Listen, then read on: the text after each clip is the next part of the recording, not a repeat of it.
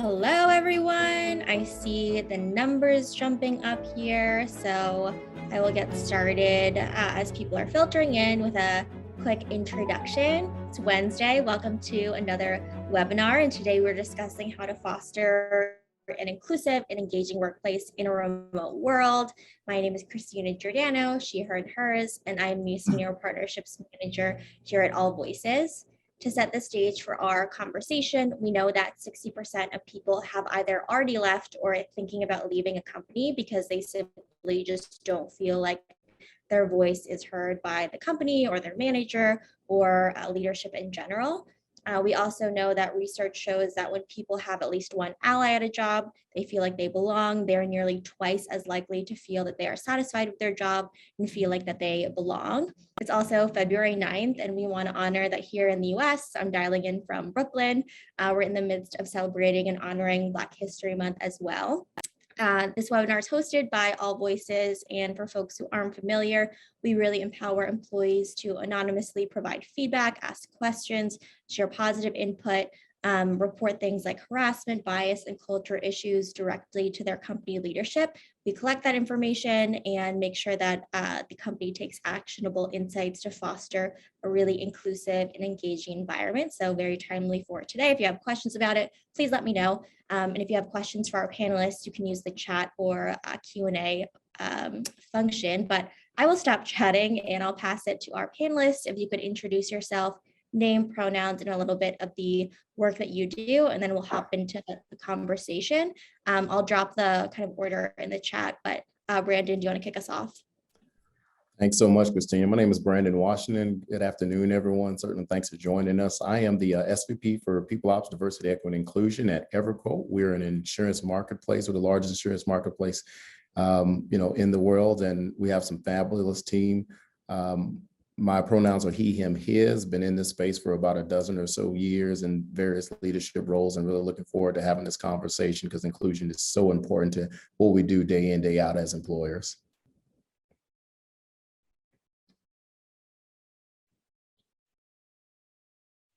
There we go. My name is Traunza Adams, and I am the Chief People Officer at H1. We are a health tech company focused on connecting the healthcare ecosystem between pharma companies, providers, and patients. And I am based out of San Francisco. My pronouns are she, her. Hi, everyone. I'm Phil Burgess. I'm Global Chief People Officer at CSpace. We're a customer agency focused on helping businesses be more human. We work with their customers to better understand their lives and help businesses design products and services for them.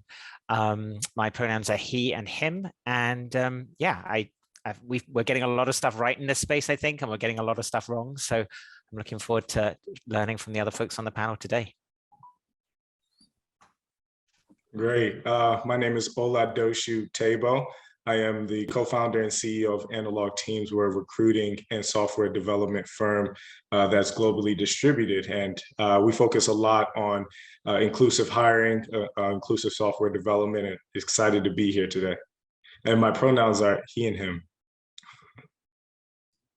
Awesome. Well, I would love to kick off the conversation with talking about, we love examples and storytelling on webinars, and we're talking about inclusive and engaging spaces. What does that mean? I would love to ask, and this question is for everyone, can you share kind of an example of how leaders or your company or you individually have really operationalized being more inclusive, especially over the past 2 years? We're talking about the pandemic and a lot of changes we're seeing in work, whether that's flexibility, video off, internal meetings, mental health resources, just to name a few. Brandon, you can kick it off with you. Thanks so much. As Phil mentioned, I think there are a lot of companies that are getting some things, right in this space and still learning and iterating in certain spaces. One of the things that we try to do is to, acknowledge the fact that, hey, working at home, this pandemic has had a tremendous effect on us as individuals, us as employees, certainly us in our personal lives. And one of the things we try to do is to have no meeting Wednesdays. So today is Wednesday, so majority of our folks won't be meeting, to try to give them just a space to actually spend. And I always put what's called admin time on my calendar, which is the time that we actually can spend, doing the tough work that we're all charged with doing. So I think that's something we try to do. I also think that inclusivity at its core really comes from a level of transparency that you have within an organization. So at EverQuote, I will say probably more so than I have ever, any company I've ever been a part of. Like, we very much believe in transparency. So there's a lot of communication from folks that are in the senior leadership team to, individual contributors, folks that are newer in the organization. Our senior leadership team, including our CEO, everyone's very approachable. That's something that a lot of folks that are newer to the organization come in and, are surprised that, hey, the 22-year-old new software engineer, they can have a sit down with the CEO of the company within a week and really be able to say kind of what are they seeing from their vantage point. So we try to make sure that inclusion is something that we talk about from the onset. So when folks come through our onboarding process, we have a diversity, equity, and inclusion conversation about kind of what are our expectations about being an inclusive environment here at EverQuote. That's something that I think should, I like that as a something that I would love to see at a lot of different companies. So it's something we make everyone go through and just have that conversation about what does inclusivity mean and how do we build and maintain connectivity in this remote and hybrid world that a lot of us are living in right now. Traunza, what about you for non-negotiables in kind of the company setting? Yeah, so I think it's really important that we listen to our employees and make sure we have ways of hearing their voices. Something that we did at my last company, so I've been at H1 for about 5 months, but went through the George Floyd murder at my previous company, which of course was a watershed moment for a lot of companies around how are we looking at our marginalized populations and are we doing things that are inclusive? And one of the things that we did there to make sure that we knew how to respond in the way that our employees were going to value is we launched kind of a employee listening / idea management platform. So we asked employees, how do you feel like we can support our Black communities? What kinds of things would you like to see the company do? And it was a way where they could propose ideas, people could upvote, we could respond to them. And it was important because we wanted to hear from our employees and also get them involved in the problem space. So they were able to talk about what was important to them. And then as an executive team, we decided what things we were going to work on and launched that over the course of many months, really getting people involved. So if there's one thing that I would say that everybody should do is find a way to include your employee voices. Absolutely. Not assuming what people need and want, and also asking and continuing to ask. Phil, I know from our kind of previous conversation, we talked about what Brandon mentioned in terms of when you're answering the question of what does inclusivity mean? What does it look like? You're bound to test things and see if they work, iterate on them. Can you share how you kind of operationalized inclusion at C-Space, or just like an example of something that had kind of a different intent or impact there? Yeah, I mean, I think one of the things that we're learning is that we have to be brave and experiment and try things, and trying things means sometimes getting things wrong. And also that things evolve, like the cultural context that we're working in evolves, and it's changed a lot over the last 2 years. So like we have also done things like Focus Fridays, where we've closed our offices and tried to make space for sort of free meeting time through the pandemic. And I guess if you're a senior person in a position of power, it's relatively easy to sort of maintain that time, but it's much harder for what we learned was a lot of our junior employees were not feeling empowered, or that they really had permission to do that. Even though we'd written the policy, even though we'd communicated it 10 times, people were still not feeling that they could switch off or head to the beach a couple of hours early if they'd done their work. So I think one of the things that we learned was the importance of leadership role modeling in this. And that was something that we hadn't really factored in when we just launched the program at the start. So that's having people like me, other people on the executive team, showing that it's okay to eat on camera. So like I'll always have like a yogurt or something, or turning my camera off and saying, I'm actually, I need to just go off screen right now. So I'm going to turn my camera off, and knowing that that's creating permission, I hope, for other people to do the same. Or the other day, I went on a run during one of our staff meetings, and I called in, and I was like, oh, I'm just going for a run because I'm going to maximize running and listening to a meeting at the same time. So partly I'm doing that for my own mental health, and partly I'm doing that because I'm hoping that will create permission for other people in the organization to do the same. So yeah, I mean, I guess the key thing is just like when we set these programs in motion, we have really good intentions, and then we have to just keep thinking like, how can we really make sure people can take advantage of them, knowing that we're all coming from different positions of power in the organization. I think that's really important, what you said, Phil, about leaders modeling the right behavior, because that's culture, right? Is what we reward and what we see other people do. One of the things that we've talked about at H1 a lot is slacking and emailing on the weekend. And, you know, it's on my mind, so I want to get it off my plate and onto somebody else's. And so one of the things that we've talked about is using the delay send function. So that exists in Slack as well as in email. So get it off your mind, write it down, but delay send it until Monday morning. So it sends the right message to employees. We're not expecting you, because you know, if you're a leader and you Slack somebody on the weekend and they see it, they're going to respond because they feel like that's an expectation. So we've been trying to employ that at H1 in terms of modeling the right behavior.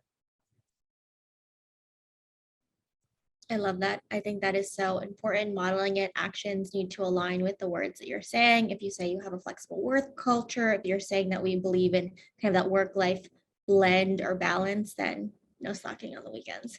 I want to talk about everybody's role in being a culture champion, but in getting really specific around that. But starting off with folks on this call, what is your kind of role in being an inclusive culture champion? Oladosu, you are the co-founder of the organization, so I want to ask you first. Yeah, so one of the things that we've implemented specifically for our software development portion of the company is a very intense focus on hiring women engineers. We've noticed that just in the communities that we're in, and just in general, as far as the entire tech industry, there just aren't enough women engineers that are promoted, that are put in position of power, that are put in position of leadership, et cetera. And so actually very, very early on in our inception, our CTO put that mantra. He wanted to make it an extreme focus as far as what we do. And so in our company, at the highest level of leadership is actually mainly women. And we just say, like, the guys, we kind of just sit back and just, you know, try to find our space. Because we believe it's really important not just to have women in the room as like figureheads or anything like that, but actually lead where we're going, actually take direction. And we make sure to make sometimes we can ramble and maybe we're going back and forth, but in our culture, it's natural for us to even take a moment to open the door for a woman to speak if it's just been the guys going back and forth. And we think that's just extremely important to from the top down. So you'll see it in my leadership meetings. One of my co-founders, Maisha Luster, I'll always bring her in because I always say, you have an idea, you have a thought, we know you do, so give it to us and change the direction of where we're headed. And so that's been something that we've championed all across the entire company, and making sure that that's at the forefront of our minds. I love that you said that, because, you know, I'm on a new executive team, and I'm the only Black woman in the room. And one thing I love about our CEO is he is very good at saying, Traunza, what do you think? Yes. And maybe I have a thought and maybe I don't have a thought, but the fact that he does what you do, which is open the door for me to speak, because, you know, it can be kind of intimidating being in a room full of men and white men, and you don't really understand how important that is until you're sitting in this seat. So I so appreciate that about you, that you recognize that and open the door for people. I appreciate that. That's great. Great. I'll keep that on my mind. I think you can tell when someone is intentionally making an effort and investing in folks as well. And when they have that top-down approach. We do have an anonymous kind of question come through too around thoughts on modeling work-life balance when some teams are 24/7, some are Monday through Friday, 9 to 5. And I'll also add to this too, knowing that some teams are asynchronous, they're in different time zones. What are your thoughts there? I'll jump in. I think that modeling behavior becomes key in that case. A lot of times we think about inclusivity in terms of, the folks that are at the top or how people should work just as folks at the top. I tend to think that a lot of the modeling comes from, unit leaders. So if you're an engineering manager, if you're a marketing manager, the folks that you're going to spend a lot of your time interact with in terms of large term projects and day in, day out, are the people that you have some type of direct reporting relationship with, or you have some type of collaborative relationship with. So, if you're a first or second line supervisor, I think a lot of what you do, your teams are going to take from that. We have gotten to this place now that we have this essentially this intermingling of our work and our personal lives, where there used to historically be some separation. You used to physically go to work, then you separate a little bit. I know all of us have, worked at home and done those things in the past, but over the last 2 years, it's been such a mixing between work and life that you really have to be able to be really clear about, okay, this is what our expectations are. If you're a unit manager, really communicating that to folks. And there are always going to be times in which, maybe there's some sprint opportunity or some project that has to be done by the end of the week. But if you're going to, spend X amount of time or X amount of hours one week, if you're a department head, if you're a unit manager, then you may want to really model the behavior. Okay, we went really hard last week. How about Monday, everyone knock off at 12? I think those are the things you have to be able to communicate. Because one thing employees are doing, they're working a lot harder and longer since they've been at home, quote unquote. Folks, now answer emails all times of night because you have to walk past the computer to go to bed and, something's on your mind. So, you slack something to someone, they start slacking back to you, and you have an hour conversation when you were just supposed to have something that lasted a minute or two. So I think that modeling behavior becomes really, really important. But for me, obviously we want that at the very top, but the folks that are unit managers, department managers, I think that's really important for them as well. I think one of the things that we're also trying to do is accept, and again, we've experimented with different things, accept that one rule for one person won't work for someone else. So we've had conversations about I've seen some companies effectively implement policies like no emails after 6 o'clock. And we've talked to our people about that. But then we hear from someone who perhaps is a single mom who's doing the school run in the middle of the day and actually really benefits from being able to send emails after work or after traditional working hours. So I think what we're also trying to encourage people to do is say, like, we'll provide you with some guidelines and then ask that you have like conversations with one another and try to equip people with the confidence and the tools to enter into some of those challenging conversations, which are around like, actually, this feels kind of awkward, or you have a slightly different preference to me, and I'm going to accept that that's okay. And sometimes it's going to work out, but we're going to need to talk about this and not leave these things unsaid or solve them all through sort of centralized policies. And I think that's something I guess we're all learning as we've been through the pandemic and the changes of the last couple of years. And I hope we can kind of keep navigating this flexibility without having to regulate for different groups. Yeah, I think I've found that flexibility to be extremely important to have an inclusive culture. And it is difficult, as you mentioned, because some people want to work on a regulated time schedule and some people want to have that flexibility in their lives. So we've just tried to make sure that whichever pod or team or whatever you're working in, you just communicate as much as possible.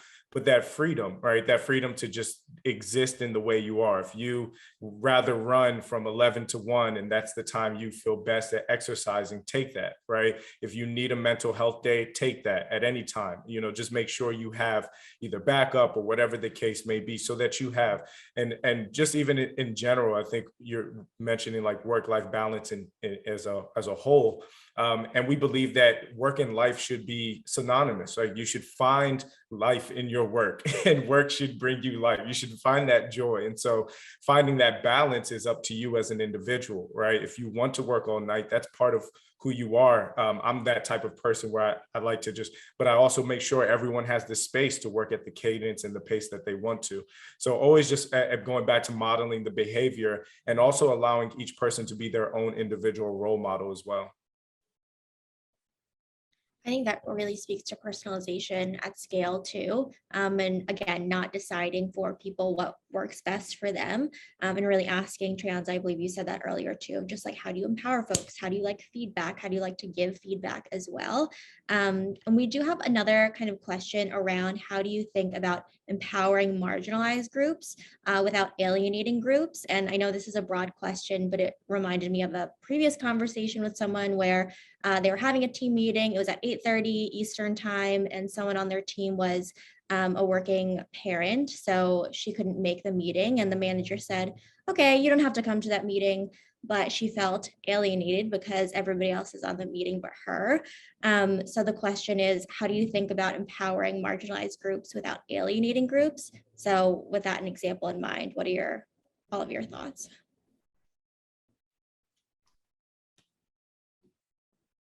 Well, I mean, I think that can be challenging, but what we talk about in DEIB a lot is if you make it a good situation for the most marginalized person, then it's a good situation for everybody. So if we take the example that you just talked about, Christina, at H1, we record meetings a lot. In other groups, they take notes and they distribute the notes afterwards. So there are ways that you can make sure that the people who aren't able to attend the meeting still get the information without disadvantaging anybody else. A couple companies ago, we had people in Asia and people in Europe and people in the United States. Impossible to have an all hands meeting that accommodates everybody. So what we would do is 1 month we'd have it early in the morning and 1 month we'd have it late in the afternoon. And so it does require some creative thinking and some level of flexibility, but the payoff that you get of people feeling like they're valued and that they're cared for and that you are trying to accommodate them is worth a little discomfort, in my opinion. Yeah. And to piggyback off of that, I think that one thing that I've historically over my career, and I think we try to do it at EverQuote, is to communicate that highlighting the concerns of one community is not saying that the concerns of another community aren't valid. It's Black History Month. One of the things that we're doing as a part of Black History Month is really trying to focus on Black women in tech. It doesn't mean that Black men in tech aren't important, but we want to make sure that we have a highlighted focus on a certain group of people. One thing that you just said that was really important, when you make something that is better for a group of people, what historically happens is it's better for everyone. For instance, one of the things a lot of companies do this, we do a mitigating unconscious bias in the hiring process. So yes, we are trying to mitigate unconscious bias against historically underrepresented groups, but a less biased interview process is better for everyone. Is one of the old ADA disability things. It's like, yeah, when you historically had these sidewalks that didn't have ramps. So now they have ramps, and, you may not be a person with a disability. You may a physical disability. You may be a person that has a stroller, and it's easier for you to wheel the ramp or the stroller. You made something that you created something that may have been one for one specific group of people, but now it works better for everyone. So I think you got to really make sure that, and this comes back to the transparency from the leadership that is clearly communicated that when we're trying to make sure that things are better for one group. For instance, Black employees in May 2020, obviously with the George Floyd murder, as you mentioned, a few minutes ago, that's something that resonated around this country. We saw DEI positions pop up all across America, and companies, started realizing like, hey, this is a group of people that have had a certain experience, and that their lived experience is different than another group's lived experience. It doesn't mean that the other group's lived experience is not important, but for right now, we're talking about this one particular group of people. So I think you've got to make sure that you can say, hey, we're trying to help one group of people. It doesn't mean that another group of people is not important. And, as you just said, typically when you make things better for one particular group of people, it gets better for everyone. Yeah, Brandon, actually, that reminds me of something. I think I believe it was 2020, we had the George Floyd riots that happened. But as mentioned, my company is distributed in different African countries. So we're in Nigeria, Ghana, Kenya, and South Africa. There were riots that occurred 3 or 4 months after each other in different countries. So it happened in the US, then it happened in Nigeria, then we had some riots in South Africa. And there was actually some problems with South Africans and Nigerians. And so we actually had to, over a period of time, have multiple safe spaces. And for the people who were going through what they were going through to be able to express how they were feeling, how their country was feeling, giving them time off, letting teams from the other parts of the country take over the work that they were doing. But it created a culture where everyone felt included. So, the Kenyans were telling the South Africans, like, we care for you, we love you, even though the Nigerians in South Africa on the political stage were having issues, in our company, in our culture, we created a space where they could connect and be able to communicate that no matter what's going on out there, we still have, faith and love for one another, et cetera. So just, Brandon, what you were mentioning, that even if we put a focus on one particular group, making sure that that focus actually brings greatness to the entire company is extremely important. Yeah, absolutely. I mean, when you are improving the experience for one group of people, you are improving it inherently for everyone as well. And I really appreciate the examples that everyone provided too, in terms of a global perspective as well, because a lot of companies now, in terms of access to talent, are global too. I know that folks on this call, I will say, have experiences, you have leadership roles, and really have this equity-driven mindset, but I want to talk about how this manifests with other folks at the company, and specifically with managers as well, the unit leaders, as Brandon was talking about. So I wanted to kind of ask, how do you kind of hold executives and other kind of middle managers accountable to really be inclusive? How do you measure that effectiveness? I'll pass that to Phil first.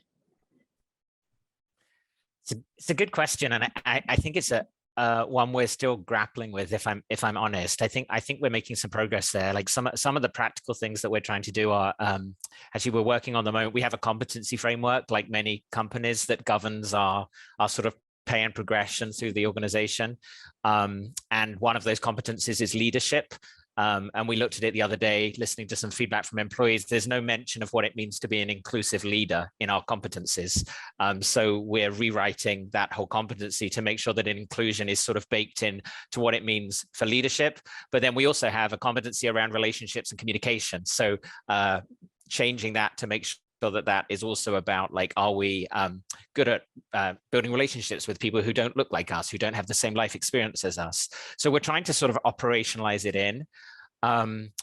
We're trying to build it into people's goals. So our executive team historically has had sort of bonuses based on financial performance, and we're working to incorporate more qualitative measures around employee experience, and each of the executives, what we're trying to do, and it's challenging, because I think I'm in a people function, so it's kind of a given, and people expect that I would be passionate about these issues. But when people look to our chief financial officer or our chief client officer, what we hear is like, well, what are they doing? And we're trying to bake it into people's roles. So our chief client officer needs to also be accountable for how do we change the dialogue with our clients around inclusion. Our chief financial officer needs to be accountable for, like, the kinds of things we're doing with our suppliers, and whether we're considering different kinds of suppliers when we're working with different vendors. So we're trying to sort of bake it into people's objectives, and then be transparent with the organization about the progress that we're making. I think we're getting there, and I think that there's still more to be done, and curious if other people are seeing some success there across their organizations in terms of really driving that accountability. We're certainly trying to not make this just the people functions job, or the HR team, or and I think that it goes wrong when it sits in one department. Yeah, I totally agree with you on that, Phil. We do, as many companies do, annual employee survey, engagement surveys. And you can customize those. And so we last year added in some questions around inclusion and how people feel.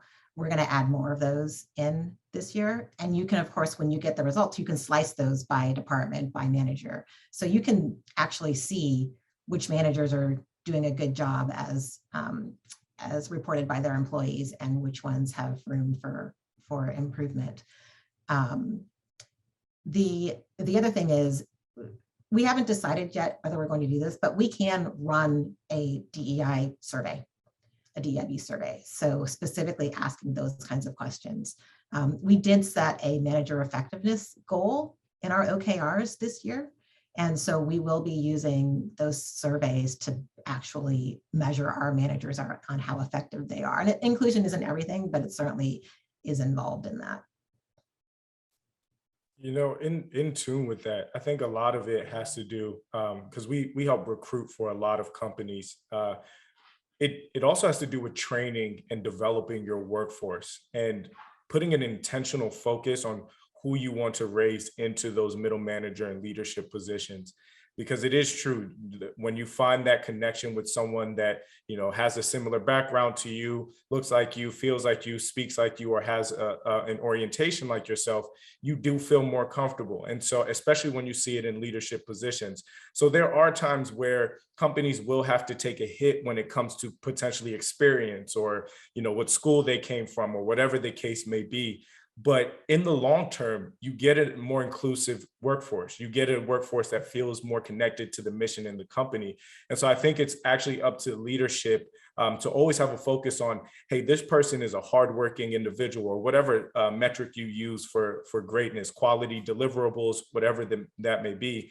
And deciding that they may not have the perfect backgrounds or the 5 years of experience or the XYZ, but we can train them, right? We can train them into this leader that'll help lead the culture, and making sure that companies do that, I think, is really, really important for the longevity of inclusion.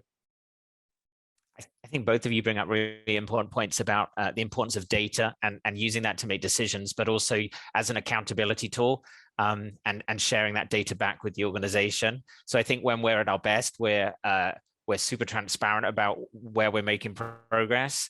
And then where I think there's still room for growth is being as transparent about the areas where we are not making as much progress. So in the last year, we've started doing pay equity analysis and publishing them to the company, looking at representation by level, looking at like velocity through the business, focusing specifically on race and gender, but also with our employee engagement survey and our belonging statements, like where are we going up, where are we going down? These are the verbatims that we're hearing about our leadership team, and DEI comes out as a big theme, and you have to kind of own the progress and the successes and the momentum, and be as transparent about the things that you're not getting right, because there's still so much progress to be made.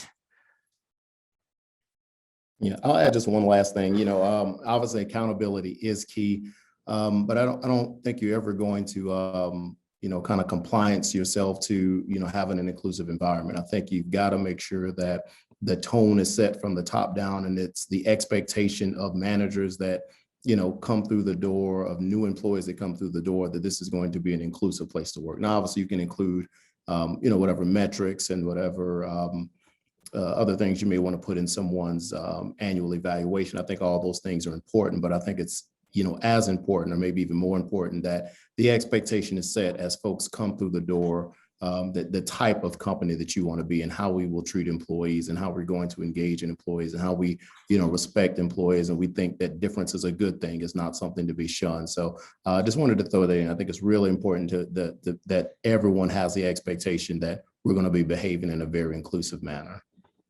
So I so agree with you on that, Brandon. And it's top of mind for me right now because we're going through talent review at our company.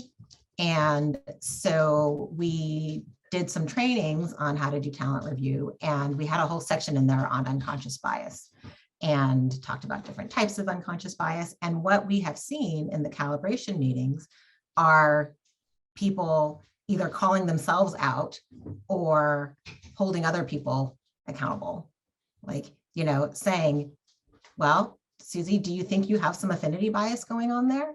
And we developed a common language.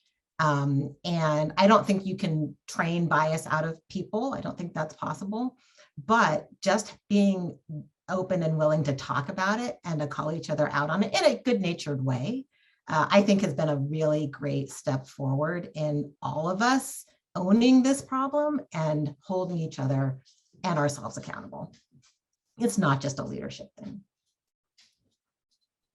Everybody is accountable. It's not Phil, Traunza, Oladosu, and Brandon's job to make, the company inclusive. Everybody should have the framework, and what I heard in kind of those responses too was it should not be a surprise what inclusion looks like, what our values are, why it's related to performance for the specific kind of department examples that you gave, Phil, as well. So I think that is also important. Related to setting the standard from the beginning of an employee or candidate's experience to the organization. We have an anonymous question around how do you ensure new hires do not feel like they are filling quotas?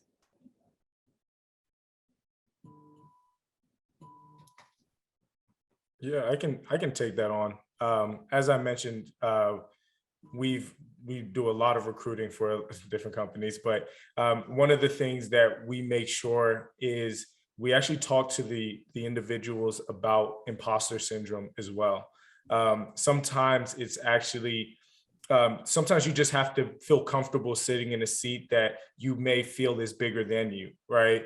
So and it's not, we're not victim blaming or anything of the sort, but we like to empower people to feel strong in the position they sit in and bring their best foot forward. And we actually still recommend to companies that we work with that don't hire just based on this quota, don't hire based on this demographic, hire the best person for the seat.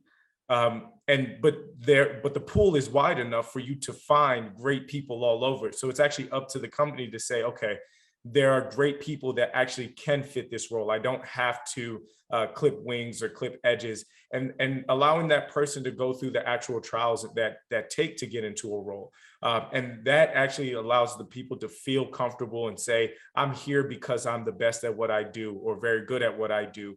And that's the reason why I'm sitting in this seat, and promoting that and saying, like, continue to feel comfortable where you are. We put you here because of X, Y, and Z, what we've seen in you. And this is the reason why we think that you'll be great in the future. So sit in your seat, feel comfortable in your seat, and do your best work. And that's something that I preach constantly to everyone. Do your best work and you will feel extremely comfortable in where you're sitting. Absolutely. And I think it also goes to how you are speaking to candidates, potential employees. How are you making them feeling? How are you training the interview committee? What questions are you asking? Are you making them actually feel like they are filling a quota as well? Because these conversations aren't happening internally. So definitely being proactive around that. Another kind of question that came up too, and I think this is really relevant for kind of remote work with people moving around, of course, safely. With remote employees, how important is it to know physically where your employees are located, such as if someone is traveling for a personal reason, but still can work their regular schedule?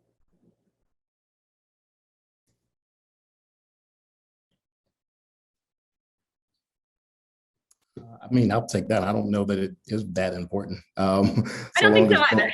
Yeah. So long, and maybe I was waiting on kind of the punchline to hit, but so long as people are performing their required job responsibilities, I don't think it is that big of deal whether they're in North Carolina, San Francisco, Brooklyn, wherever they may be. Yeah, I agree with Brandon on that. I think it's important so that you can be respectful of their personal boundaries. So, I'm on the West Coast and a lot of my companies on the East Coast. So it's important to know, am I scheduling a meeting that's at their dinner time? Or we have half our company in India. So I think for those reasons, in order to show respect to people, it's important to know. But to Brandon's point, I mean, we should be looking at the value people that provide and the results they're producing, and not where they are, how many hours they're working. Absolutely. I think from an inclusive angle, I think one of the things we've learned as well through, sometimes through making mistakes and sometimes through getting it right, is knowing where people are located and ensuring managers are clear on the locations of the people in their teams also helps people be aware of what might be happening in the lives of our employees. So if people are in a town where there's unrest, or if there's riots, or if there are protests, or if there's been a shooting or a fire, I think what we've tried to do, and it's difficult, is be aware of some of the things that are going on so that managers can reach out to those employees and be like, hey, like, are you okay? Were you impacted? And that goes both for people who might be located near to it, or people who might be impacted by an event because of their religion or their race, and just being conscious of how that might impact how they show up at work over the next few days. So again, we haven't necessarily figured out how to operationalize it. It's something that we're trying to sort of build more into like manager intuition. But we're also trying to think about our role as a people team in how we can nudge people and say like, actually, you might want to reach out to this group because they might have been more impacted by this latest current event than others in the business. I appreciate that kind of response. It's not about monitoring where people are. It's about, are you okay? What's happening? Is there time that you need, flexibility, and having that conversation and level of trust to say kind of where you are too. I think that reframing is super important.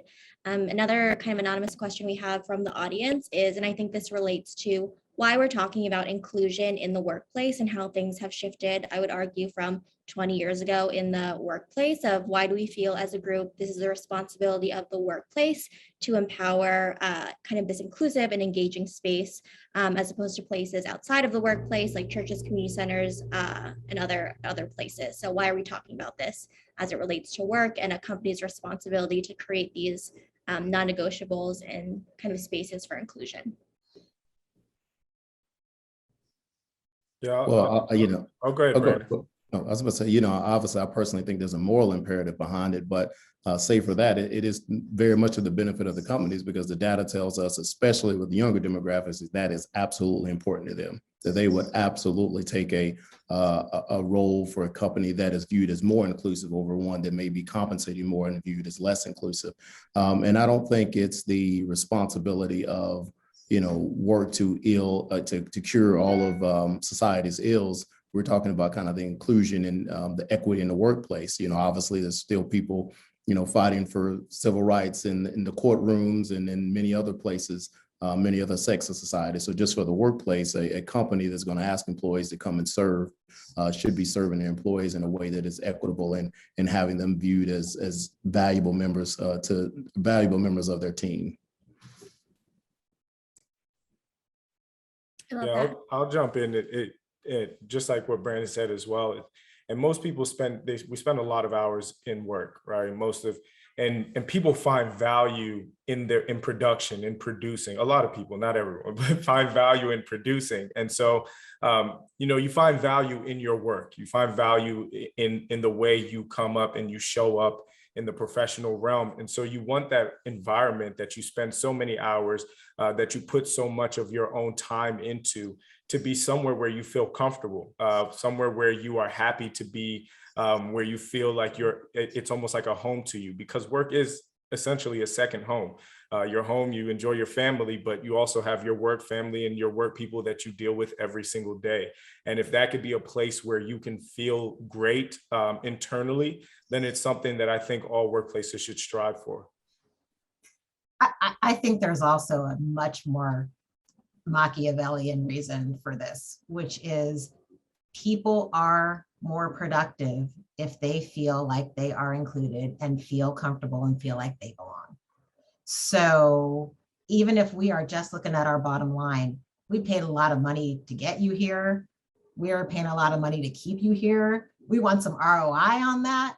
And how you feel you are being treated at this company and how you feel when you come to work every day has a direct correlation to how productive and engaged you're going to be. That is a good point. Traunza just wants you here so we can make some money. I hear you. I'm kidding. Well, there's a business imperative. There's so much data out there that supports kind of, if you feel like you belong and you are included, you have a connection to at least one person, your manager, teammate, that you will stay longer, your work product is better, and it's a win-win for everyone. I want to talk about kind of that investment piece as well, because we're seeing a lot of companies invest in mental health resources and kind of this destigmatization, I think that's a word, of talking about mental health, and maybe perhaps putting therapy on your calendar, maybe saying, I need some resources for meditation, or I want to share this close personal thing with you.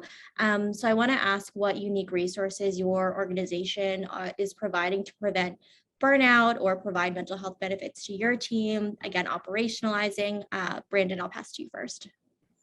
Yeah, and really, really important. Always has been important, but I think they has had I think folks have been trying to be hyper vigilant, especially over the last couple of years that we have dealt with so much as a country and so much as a world. So I think it's something that employers should be offering. So it's a part of our employee assistance program that the employees have a certain amount of engagement that they can have with licensed professionals, and also have that engagement or have recommendations to other licensed clinicians, professionals that can help them. And I think removing the stigma, like you just said, has been something that's been really important. I think one thing that I really feel good about being at EverQuote is like when you talk to people, the understanding about mental health that people have day in, day out, and the stressors that we have personally and professionally is very much understood. And I think that is a good place to start for companies to understand that, you know, as much time as we may spend at work, as much input we may give at work is not everything that's in someone's life. Like people bring their whole selves to work. So they're, you know, struggling with elder care or struggling with a sick child or going through a divorce. Those are all things that affect them day in, day out. So I think really, you know, having the forethought to say we're going to put some investment in an employee assistance program. Or I even know some companies, you know, pay for, you know, X amount of sessions a year for employees. So if you're in a place that's resource well enough to do things like that, I think it's really important. But I think the acknowledgement from the employer standpoint is key. Yeah, I would agree with that. I used to work for a company called Ginger, which provided mental health services for employers, recently merged with Headspace. And so that was what we did. And there was clear ROI for the companies that purchased Ginger about, you know, the engagement, the productivity. But now a lot of insurance companies have those kinds of services as part of their packages. So you may have Talkspace that employees now get for free, that the company's not paying extra for, or Headspace or Calm or any of those. So one thing that we can do on the benefit side is just make sure people understand the benefits that are there for them, that are already paid for. They just need to take advantage of it. We've done a couple of things alongside our EAP. One thing was, I guess, recognizing that people were burnt out and overwhelmed by life during the pandemic. Was we gave everyone a me day. So we have about 300 people in the States, and we gave everyone $50 and said at some point during June, take a me day. Like, it's a day for you. It has to be taken in June, and you've got $50 to you can go and get lunch or go on a hike or whatever you want to do. And the spirit was like, everyone had to do it. And we asked leadership to go first and share their stories to again, try and create permission. And then we've also we've recently just partnered with a social enterprise in the UK called Talk for Health, which is sort of therapy without therapists. And it's a peer-to-peer. You train people in empathic listening skills and provide sort of moments for people to connect in a safe space. And we've had about 30 people go through that pilot program. And again, it's been really important that I'm in it. The CEO has been from EMEA has been in it, along with other employees. And then that story goes out that it's okay for senior people and junior people to take. It was a 16-hour program over 4 weeks. And then we really encourage people to talk about it. So like I try to be vocal on LinkedIn about my mental health and the fact that it's okay not to be okay. And I've broken down at my desk in tears because it's just too much. And I think it's important that we as executives and people in the business let people know it's okay to not be okay, as well as providing some of these sort of programs that people can tap into. I love that. I love the kind of modeled vulnerability there too, and storytelling. I think that's also a huge piece of inclusion as well, and empathy and compassion, of course. Kind of another question around this conversation, I think it always comes up when we're talking about inclusion and of course engagement, is how do you measure the ROI of inclusion initiatives like the Me Day or Talkspace or Headspace? Is it usage? What are your thoughts there?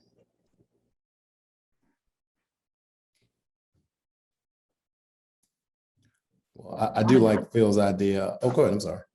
Go ahead, Brandon. I do like Phil's idea of the me day. So I absolutely love that. And I love the idea that everyone needs to use that. So if we could put something like that in place, I love that idea just because folks are trying to run 100 miles an hour in 100 different directions. And I think that's true for a lot of our companies. So I really, really enjoy that just as a background to wanting to folks to feel included. But in terms of ROI, I think you'll see it in your attrition, or maybe the lack thereof your attrition, or the lessening of your attrition. You'll see it in your net promoter scores. You'll see it in the surveys that people have. And as was stated earlier, I can't remember who stated, but you're going to see it in production. I mean, you will see it in your month over month, your year over year, because people just work better when they feel like they are part of the organization. I think we all know that anecdotally, but data shows that out in many different spaces as well. Yeah, I think there are other ways you see it too, which are less direct than just measuring your employee survey results. What about your Glassdoor reviews? What are your employees out there saying about this company? Everybody's a recruiter. So, it's a little bit more intangible, but when you have your employees out there speaking well about how they feel about being at your company, that is an ROI. Absolutely. I definitely agree with that. And it kind of goes to the point of everybody is part of that company culture. Everybody has an opinion too, and is going to share that with others that they work with, their family, their friends. I know we're coming to the top of the hour, and I definitely want to ask just a final question to everyone around kind of key insights, knowing that there's a lot of practitioners in this space, managers, people in diversity, equity, and inclusion, people, human resources, what have you, who do really want to create these inclusive and engaging spaces. What is your call to action for folks listening live to this webinar and on demand? I will start with Phil, and then I'll kind of put the order in the chat here. That's a good question. So I don't know if this is rocket science, and I'm sure that people have heard this said 100 times before, but I think a key one for me is do the work.